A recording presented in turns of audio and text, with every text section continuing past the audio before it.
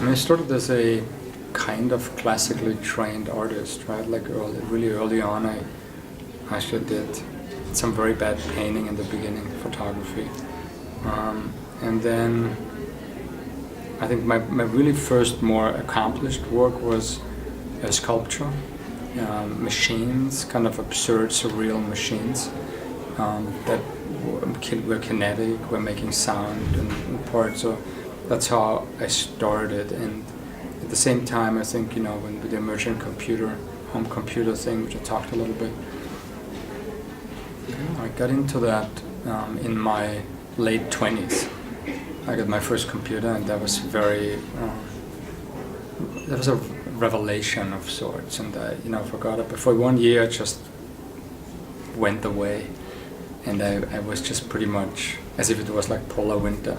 I was just sitting there, and day and night it was crazy. Sometimes I would wake up and I think I need to see people, and then I would go out and do something.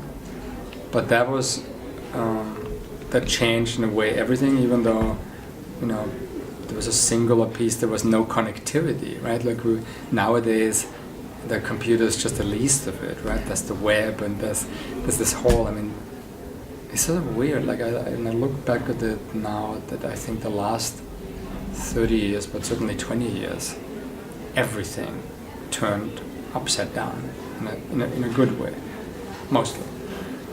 So I think that continues to inform my work one way or the other, because I felt that technology in itself, was enabling and driving like what we call civilization, and it sort of informs our daily life once it goes like on a more on a mass market, and then it changes habits, perceptual habits, communication habits, like everything.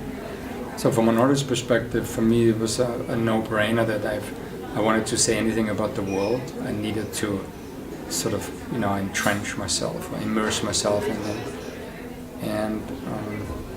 And even though I'm often sort of annoyed nowadays, because there's just all these like tools and computers, and there's like so much, they need so much attention in a weird way, but I think it for the most part it still holds true. Now that in itself, of course, is not interesting enough, right? So for me the most interesting part remains generally the idea of humanity, or what makes people do things, right? The psychology, let's say the psychology of perception. That's something recently that most interests me. And for the most part, it's again very habitual. Like we agree on the world as something as it is because we have been trained to look at certain things a certain way, from when we were very little all the way to now. And so we all agree on that, even though we know that's not the only reality, right? There's others, like obvious different realities, like dream reality, or this kind of thing. But that is distinctively, for us, it's distinctively different, and it's sort of the subconscious, whatever. So I find this fascinating. In some of my work, deals also with issues of isolation. There's there's a term that's called sensory deprivation, right, and sensory overload, which is generally like in a media-saturated environment. I think one could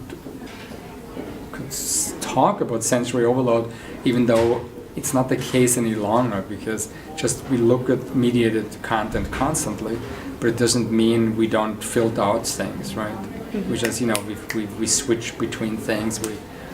We don't look at, let's say, do you still look at films, for instance, in one? Because I don't. It's like I often look at a film and then I think, nah, it's not interesting, and then I just fast forward, right? Which is really horrendous.